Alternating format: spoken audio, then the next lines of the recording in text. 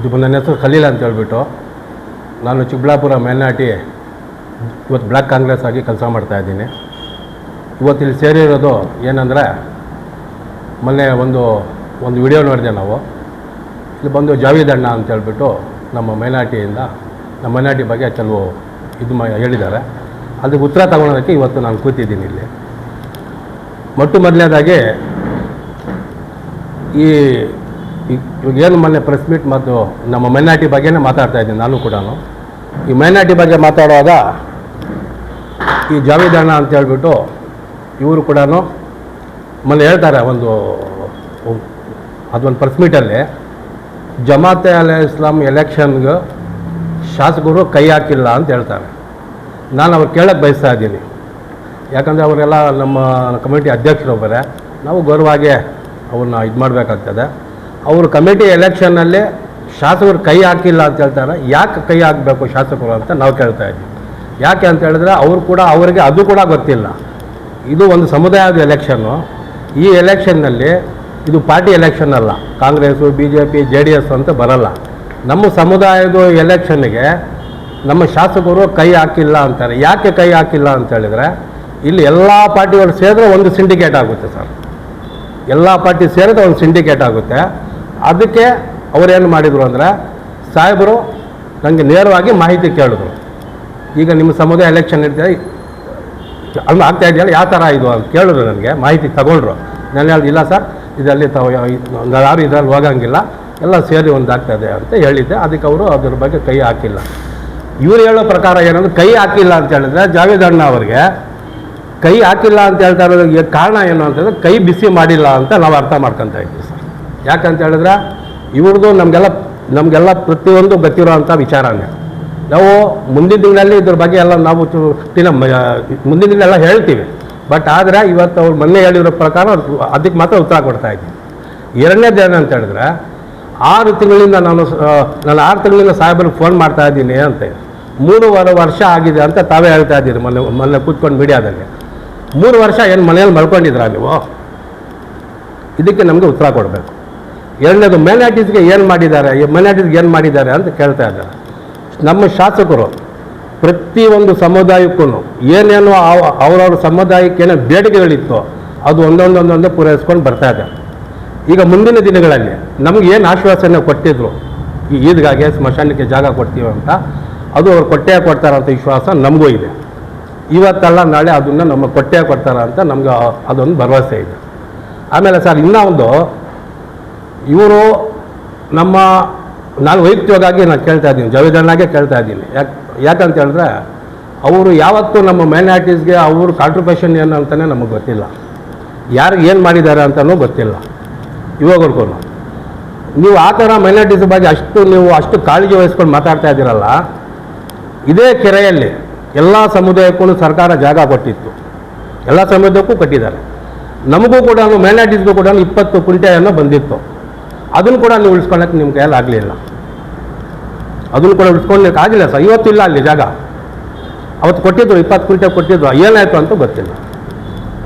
ಮತ್ತು ಈತ ಹೆಂಗೆ ಅಂತ ಹೇಳಿದ್ರೆ, ನಮ್ಮ ಜಾವೀದ್ ಅಣ್ಣ ಅವರು ಎಲೆಕ್ಷನ್ ಬಂದಾಗ ನಮ್ಮ ಕಮ್ಯುನಿಟಿ ಮುಖಂಡರು ಅಂತ ಹೇಳ್ಕೊಂಬರೋದು ಅವ್ರ ಮೊದಲಿಂದನೂ ಚಾಳಿನೇ. ಅದೇನು ಹೊಸದೇನಿಲ್ಲ ನಮಗೆ. ಆಮೇಲೆ ಸರ್ ನೋಡಿ, ಅವರು ಒಂದು ಕಮಿಟಿ ಎಲೆಕ್ಷನ್ ಆಗಿದೆ ಮೊನ್ನೆ ಆಗಿದೆ. ಅದರಲ್ಲಿ ಅಧ್ಯಕ್ಷರು ಬೇರೆ. ಅವ್ರು ಹೇಳ್ತಾರೆ, ನಮ್ಮ ಸಂಘದ್ದು ಎಲೆಕ್ಷನ್ ಅಂತ ಹೇಳಿದರೆ ಆ ಸಂಘದ್ದು ಅಧ್ಯಕ್ಷರು ಮತ್ತು ವೈಸ್ ಪ್ರೆಸಿಡೆಂಟ್ ಆಗಿರ್ಬೋದು, ಸೆಕ್ರೆಟರಿ ಆಗಿರ್ಬೋದು, ಇವರು ನಮ್ಮ ಕಮ್ಯುನಿಟಿಗೆಲ್ಲೂ ತಂದೆ ತಾಯಿ ಸ್ಥಾನ ಅಂತ ಹೇಳ್ತಾರೆ ನಮಗೆಲ್ಲ. ಏನಪ್ಪ ಕರೆಕ್ಟಾ? ತಂದೆ ತಾಯಿ ಸ್ಥಾನ ಅಂತ ಹೇಳ್ತಾರೆ.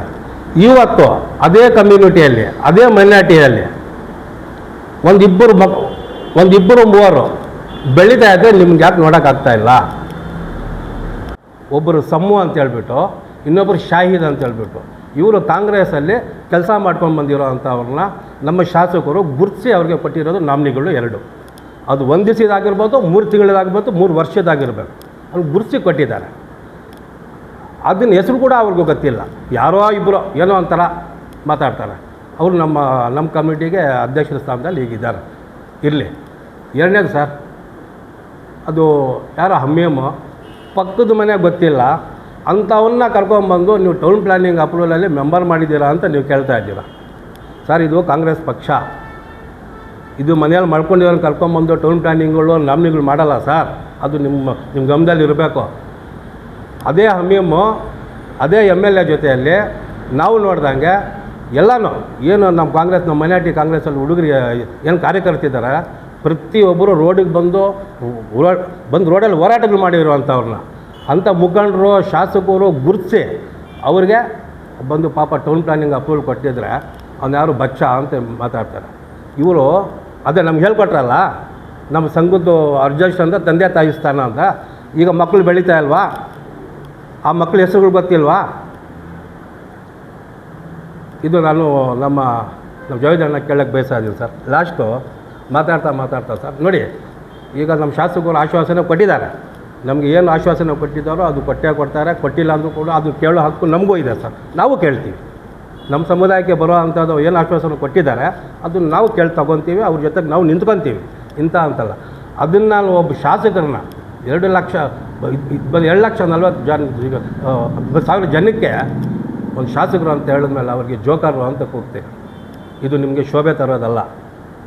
ನೀವು ಮಾತಾಡೋವಾಗ ಸ್ವಲ್ಪ ಜ್ಞಾನ ಇಟ್ಕೊಂಡು ಮಾತಾಡೋದು ಒಳ್ಳೆಯದು. ಯಾಕಂದರೆ ನಾಳೆ ದಿವಸ ಮೈನಾರಿಟಿ ಕಾಂಗ್ರೆಸ್ ಕಾರ್ಯಕರ್ತರೆಲ್ಲ ಕೂಡ ನಿಮಗೆ ತಕ್ಕ ಪಾಠ ಕಲಿಸ್ತಾರೆ ಅಂತ ನಾನು ಈ ಮೂಲಕ ಅವ್ರಿಗೆ ಒಂದು ಸಂದೇಶ ಕೊಡ್ತಾಯಿದ್ದೀನಿ ಸರ್. ಯಾಕಂದ್ರೆ ದೊಡ್ಡವರು ನಾವು ಗೌರವ ಕೊಟ್ಟೆ ಮಾತಾಡಬೇಕಾಗ್ತದೆ. ಹಂಗೆ ಮಾತಾಡ್ತಾಳೆ ಸರ್. ಕಡೆಯದಾಗಿ ಇದೇ ಮೈನಾರಿಟಿಗೆ ಏನು ಮಾಡಿದ್ದೀರಾ ಅಂತೆಲ್ಲ ಇದೇ ನಮ್ಮ ಪ್ರದೀಪ್ ಈಶ್ವರ್ ಸರ್ ಇವ್ರಿಗೆಲ್ಲ ಗೊತ್ತಿರೋ, ಇವ್ರು ಏನು ಮಾಡಿದ್ದಾರೆ ಅಂತ ನನಗೆ ಗೊತ್ತಿಲ್ಲ ಸರ್. ಇವತ್ತು ಕೂಡ ಇಡೀ ಕರ್ನಾಟಕ ರಾಜ್ಯದಲ್ಲಿ ಮೈನಾರಿಟೀಸ್ಗೇನೋ ಬೆನ್ನೆಲುಬಾಗಿ ನಿಂತ್ಕೊಬೇಕಂದ್ರೆ ನಮ್ಮ ಶಾಸಕರು ಒಬ್ಬರೇ ಸರ್ ನಿಂತ್ಕೊಂಡಿರೋದು. ಪ್ರತಿಯೊಂದು ಮಾತಲ್ಲಿ ಕೂಡ ಸರ್, ಪ್ರತಿಯೊಂದಲ್ಲಿ ಕೂಡ ನಮಗೆ ನಮ್ಮ ಮೈನಾರಿಟೀಸ್ಗೆ ಇಡೀ ಕನ್ನಡ ರಾಜ್ಯಕ್ಕೆ ನಿಂತ್ಕೊಂಡು, ಚಿಕ್ಕಬಳ್ಳಾಪುರಕ್ಕೆ ಮೈನಾರಿಟೀಸ್ಗೆಲ್ಲ ಸರ್, ಇಡೀ ಕರ್ನಾಟಕ ರಾಜ್ಯದ ಮೈನಾರಿಟೀಸ್ಗೆಲ್ಲ ಬೆನ್ನೆಲುಬಾಗಿ ನಿಂತ್ಕೊಂಡು ನಮ್ಮ ಪರವಾಗಿ ಅವರು ಅಲ್ಲಿ ಬಂದು ಮಾತು ಹೇಳ್ತಾ ಇದ್ದಾರೆ ಸರ್. ಮತ್ತು ಕೇಳ್ತಾ ಇದ್ದಾರೆ ಕೂಡ. ನೀವು ಅದನ್ನು ತಿಳ್ಕೊಬೇಕಂದ್ರೆ ನೀವು ಏನಿಲ್ಲ, ನಮ್ಮ ಶಾಸಕರ ಬಗ್ಗೆ, ನಮ್ಮ ಶಾಸಕರು, ಜನಪ್ರಿಯ ಶಾಸಕರು ಎಲ್ಲರಿಗೂ ಗೊತ್ತು, ಇಡೀ ರಾಜ್ಯಕ್ಕೆ ಗೊತ್ತಿರೋದೆ.